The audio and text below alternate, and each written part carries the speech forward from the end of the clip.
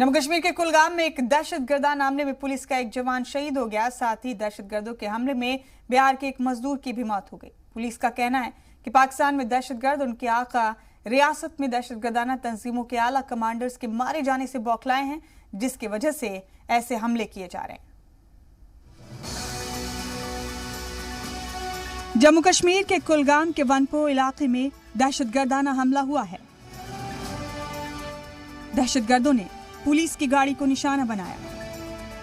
दहशतगर्दों की फायरिंग में railway constable Bantu Sharma शदीद तौर पर जख्मी हो गए थे और इलाज के दौरान वो शहीद हो गए। हमलावरों की तलाश में सर्च ऑपरेशन जारी है। पुलवामा में हिफाजती दस्तों ने भारी मिकदार में हथियार और गोला बारूद बरामद किए। 4 पिस्टल भी जब्त की। फौज और पुलिस का मुश्तरका सर्च ऑपरेशन जारी है। और शोपियान के सरकारी डिग्री कॉलेज का नाम बदल दिया गया है। अब शोपियान के सरकारी डिग्री कॉलेज का नाम शहीद इम्तियाज अहमद ठोकर के नाम पर रखा गया है। नाम बदलने के लिए हुई तकरीब में पुलिस और फौज के अफसरान के अलावा शहीद इम्तियाज अहमद के परिवार के लोग भी मौजूद थे। रिपोर्ट जी मीडिया। और खबरों में आगे बढ़ते आपको बता दें कि पुंछ के सरहदी गांव गुलपुर में फौज की जानिब से पहली बार करवाए जा रहे T20 क्रिकेट टूर्नामेंट इख्तिताम पजीर हो चुका है। इस टूर्नामेंट में पहली बार फौज के लिए काम करने वाले पोर्टर्स की टीम ने शिरकत की। भले ही वो खिताब नहीं जीत पाए, लेकिन उन्होंने रनर अप रहकर खूब तारीफ बटोरी। T20 क्रिकेट मुकाबले का फाइनल मैच मकामी राहुल द्रविड़ टीम ने जीत लिया। फातेह टीम को विनर्स ट्रॉफी के साथ साथ 50,000 रुपए का इनाम और रनर अप टीम को 35,000 रुपए का इनाम दिया गया। मुकाबले को देखने के लिए आसपास के इलाकों से कसीर तादाद में लोगों की मौजूदगी रही। गुलपुर गांव में ये फौज की जानिब से क्रिकेट मुकाबले का इनेकाद किया गया था, जो इख्तिताम पजीर हो गया। आपको बताते हैं कि इस मुकाबले को देखने के लिए आसपास के गांव से भी कसीर तादाद में लोग यहां पहुंचे थे।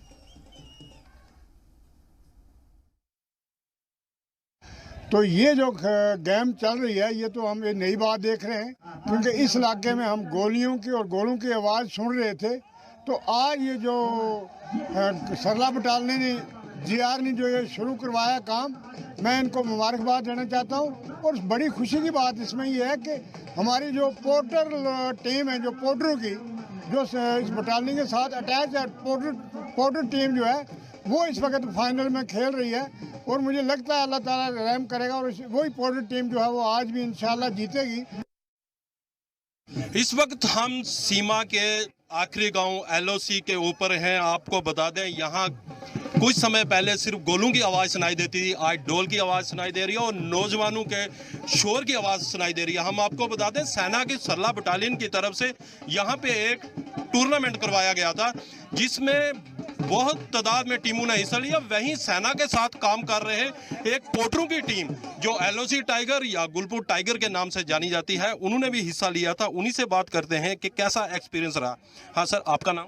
सर मेरा नाम नवीद अहमद है सर। हाँ नवीद जी, ये बताइए, आप सेना में पोर्टर का काम भी करते हैं और इस तरीके के टूर्नामेंट में कैसा लगा आपको? सर टूर्नामेंट में बहुत अच्छा लगा। थोड़ा सा मतलब ग्राउंड में आके एक टीम तो हारेगी, एक जीतेगी। फिर भी हमने जो किया शायद इतनी टीमों ने ना किया हो। तो हम काम करते हैं, उसके बाद काम करने के बाद भी हम उस इलाके में रहते हैं जहाँ खेलने के इतने चांस कम है बहुत। तो फिर भी हमने जो खेला अच्छा खेला हमने।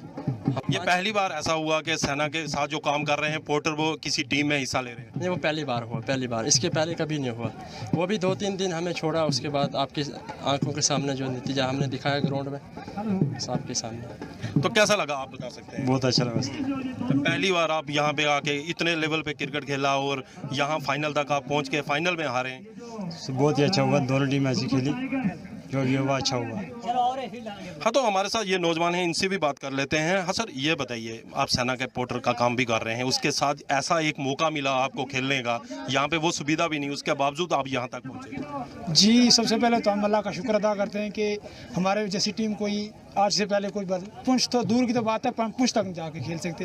तो सबसे बड़ी बात यह हम सबसे पहले अल्लाह का शुक्र अदा करते हैं, उसके बाद अपने मेट का करते हैं जिसने हमें सबसे पहले काम से छुड़वा कर हमें ग्राउंड में आने का मौका दिया। तो उसके बाद हम ये अपने आर्मी का शुक्रगुजार हैं कि जिन्होंने हमें मौका दिया, हमें पोर्टल प्रोवाइड करके लेकर आगे आए कि आप खेलो, कुछ भी हो खेलो। तो हम बहुत अच्छा महसूस कर रहे हैं। आज हम ये आप समझते हैं कि हमने टूर्नामेंट जीत लिया है, हमने फाइनल जीत लिया है। हम इसको अपनी हार नहीं मानते क्योंकि पिछली 10 से 12 टीमों को हम मार दे के आए। ऐसी बात नहीं है कि हम पहली बार यहाँ कुछ किया, हमने किसी टीम से हारे, हम अच्छा खेले।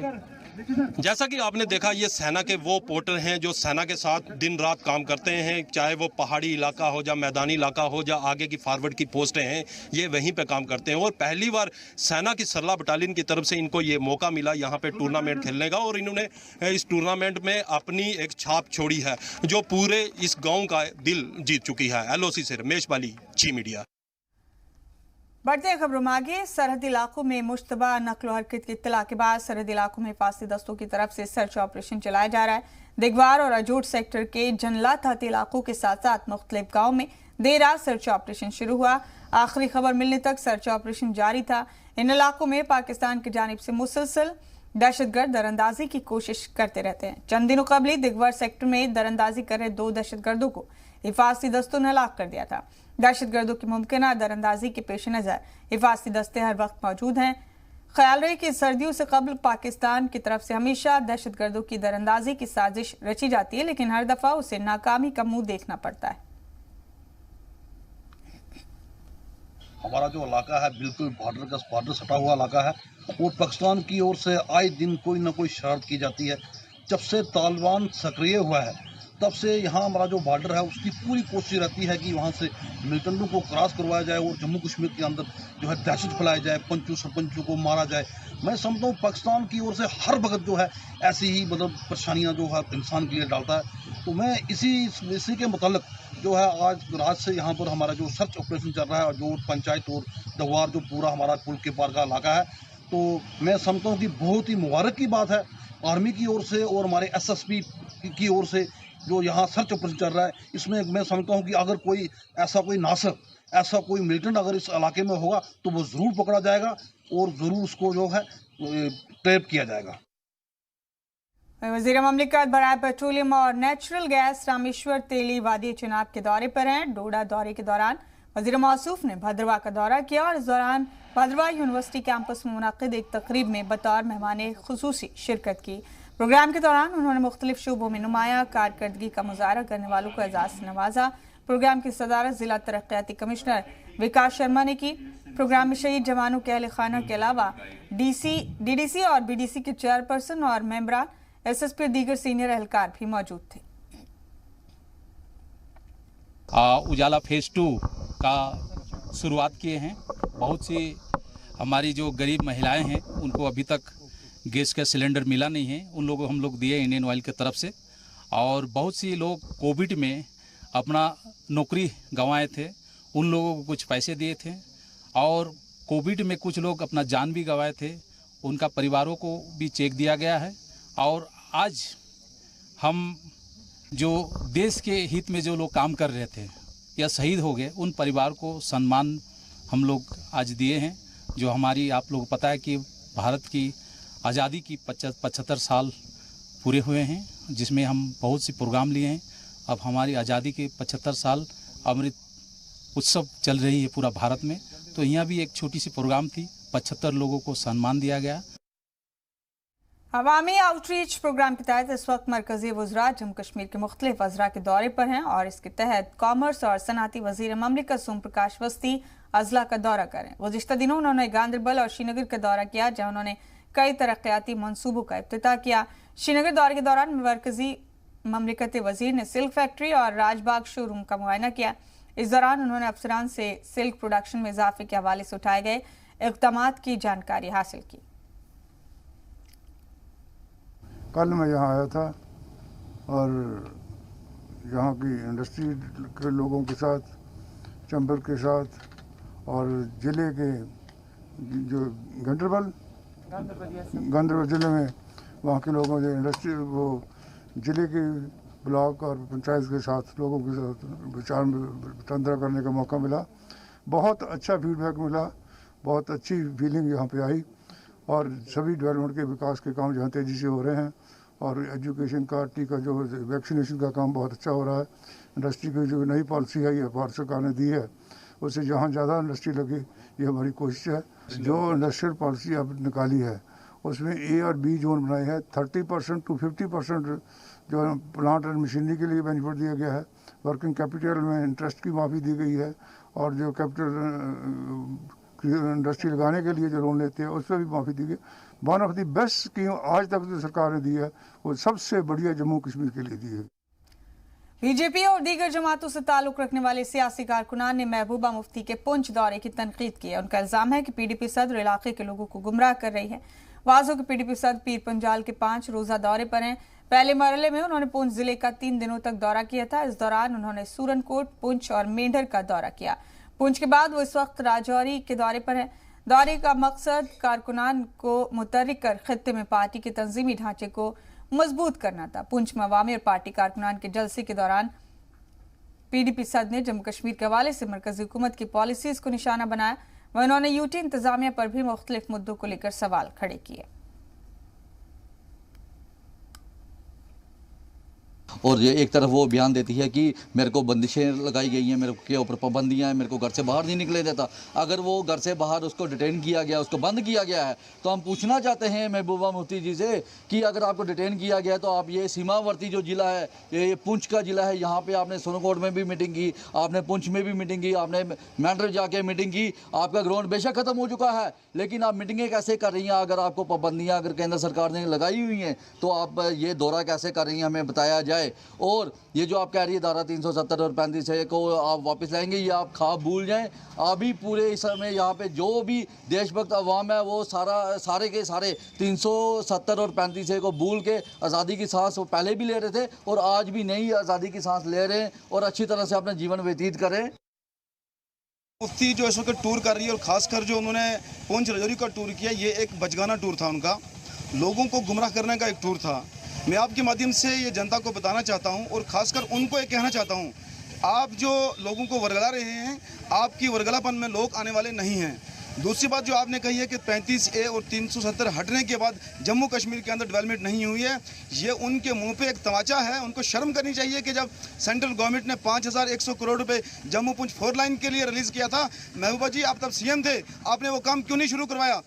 जम्मू में मुहाजिरीन कश्मीरी पंडितों ने रिलीफ कमिश्नर ऑफिस के बाहर पुरजोर एहतजाज किया। मुहाजिरीन का कहना है कि सरकार के ऐलान के बावजूद उन्हें रिलीफ की रकम नहीं दी जा रही। तो एहतजाज किया रिलीफ कमिश्नर ऑफिस के बाहर मुहाजिरीन ने। उन्होंने कहा कि रिलीफ की रकम उन्हें नहीं दी गई है सरकार के ऐलान के बावजूद, और इसी के चलते वो ये एहतजाजी मुजाहरा कर रहे। तो मुहाजिरीन कश्मीरी पंडितों ने रिलीफ कमिश्नर ऑफिस के बाहर पुरजोर एहतजाज किया। उसी की तस्वीरें आप अपने टीवी स्क्रीन पर देख रहे हैं।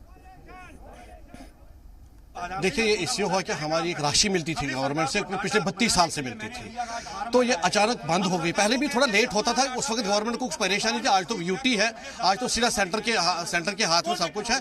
तो ये हर 4-5 तारीख को हमारे अकाउंट में आती थी, तो हम उसी से सब कुछ गुजारा करते थे।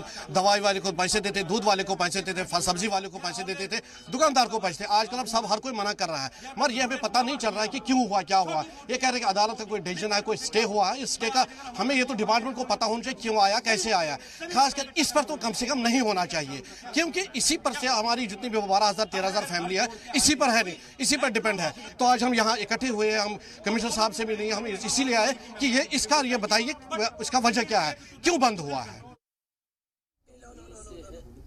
सर कारण मैं बताऊंगा और उसके बाद मैं बैकड्रॉप में थोड़ा बताऊंगा। कारण ये है कि हमें गवर्नमेंट ऑफ इंडिया ने माइग्रेशन के बाद एक राहत की राशि का ऐलान किया था। वो राहत की राशि उनको मिलती है, वो टोटल 12,000 फैमिलियां हैं जो कश्मीर में कोई छोटे मोटे बिजनेस, दुकानदार, कोई छोटा मोटा काम था उनका। जब वो यहाँ पे आए तो सरकारें, सक्सेसफुल गवर्नमेंट सर फेल्ड, उन्होंने कुछ नहीं दिया हमें।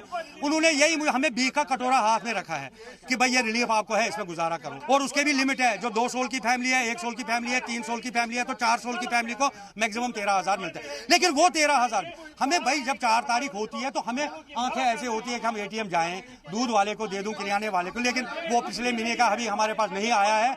तो सरकार से विनती करते हैं हम कि इसका संज्ञान लेके इसको जल्दी रिलीज किया।